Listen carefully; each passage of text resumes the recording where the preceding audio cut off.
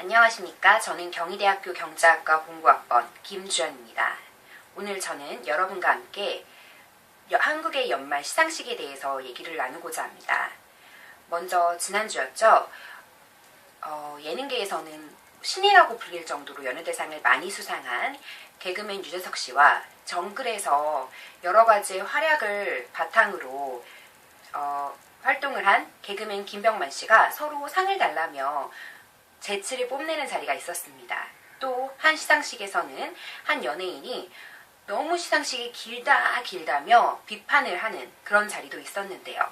제가 지금 말씀드리고 있는 것은 바로 작년 2013년 연예대상에 대한 이야기였습니다. 미국의 에미상이나 골든글러브와 같이 우리나라도 연말이 되면 지상파 3사 모두가 연기와 예능으로 나뉘어 시상식을 개최합니다. 실시간 검색어에 수상자의 이름이 오르내리고 많은 사람들의 관심이 집중되기도 합니다. 응원하던 사람이 상을 받으면 기분이 좋고 또 그렇지 못한 경우에는 아쉬움을 나타내기도 하는데요. 텔레비전이란 매체를 그 어느 나라보다도 사랑하는 우리나라에서 이러한 연말 시상식은 축제이자 즐거움의 하나로 인식되어 왔습니다. 저 개인적으로도 프로그램을 기획, 연출하고 싶어하는 목표를 갖고 있기 때문에 매해 연말 시상식 진행에 대해 굉장한 관심을 가지고 있었습니다. 그러나 해가 거듭될수록 연말 시상식은 뛰어난 사람의 공을 취하하기 위함이 아니라 그 해의 방송사의 출연에 감사하는 의미의 상으로 전락하고 말았는데요. 말 그대로 공동수상이 넘쳐나고 나눠주기식의 관행이 계속해서 이어지고 있다는 겁니다. 바로 저는 이러한 문제점을 지적하고 싶습니다. 한 언론에서 공개한 자료에 따르면 미국과 한국이 연기 대상에서 어떠한 차이점을 드러내는지 확인할 수 있습니다. 먼저 미국에서는 에미상과 골든글러브 시상식이 존재합니다. 참고로 미국은 20개 이상의 방송국이 존재하는데 에미상 수상 부분이 12개 부분이고 골든글러브는 8개 부분입니다. 이에 따라 수상자 수도 각각 12명과 8명입니다. 또한 공동수상이라는 단어는 필요가 없습니다. 그런데 작년 2014년 한국의 연기대상 수상자를 보게 되면 놀라지 않을 수가 없습니다. KBS는 23개 부문에서 41명의 수상자 그리고 9개 부문에서 공동수상을 했습니다. MBC 역시 이에 뒤처지지 않고 22개 부분 36명의 수상자 그리고 7개 부문의 공동수상이 이어졌습니다. 마지막으로 SBS는 18개 부분에서 47명의 수상자와 12개 부문에서 공동수상이 진행되었습니다. 미국 방송사에 비해 몇 배나 적은 인프라와 시설을 갖추고 있는 한국의 방송사들은 작년 한 해 총 100명 이상의 수상자를 낳게 된 것입니다.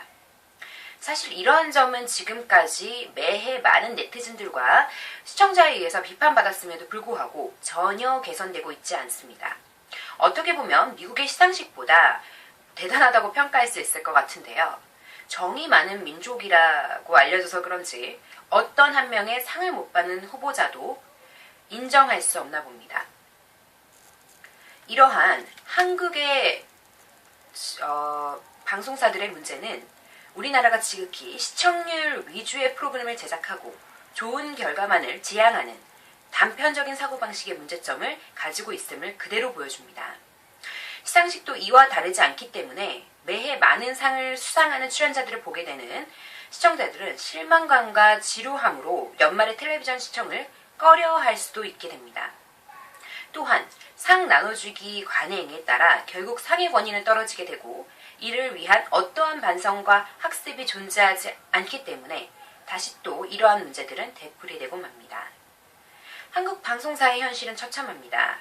소위 쪽대본이라고 불리는 대본을 받는 출연진들과 제작진은 밤새는 것을 당연하게 여기고 시청률이 좋지 않은 프로그램은 조기 종영을 맞게 됩니다.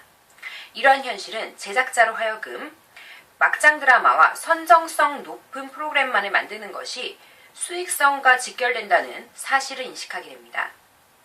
악순환의 반복이 바로 연말 시상식에서 되풀이되고 있는 것인데요. 정이 많아서 상을 받지 못하는 사람들을 불쌍하게 여겨서 상 퍼주기식 논란을 방송사가 매해 참아내는 것일까요? 연말 시상식은 현재 한국 방송 시스템이 얼마나 열악한 상황에 처해 있는지를 그대로 보여주는 한편의 드라마와도 같습니다. 반드시 미국의 방송 시스템에 따라 시상식을 따라서 진행할 필요는 없겠지만 사전에 이러한 문제들을 막기 위해 방송 3사가 시상식을 통합하고 공정하고 공평한 시상이 이어져 텔레비전 프로그램에 대한 국민의 신뢰를 높여야 합니다. 또다시 100명 이상의 수상자를 4시간 가까이 지켜보시겠습니까? 상 자체의 가치를 높이고 뛰어난 사람이 인정받을 수 있는 시상식을 마주하시겠습니까? 시청률과 결과에 오로지 투자하는 한국 방송사의 현실을 한 번 더 마주해 주십시오. 고맙습니다.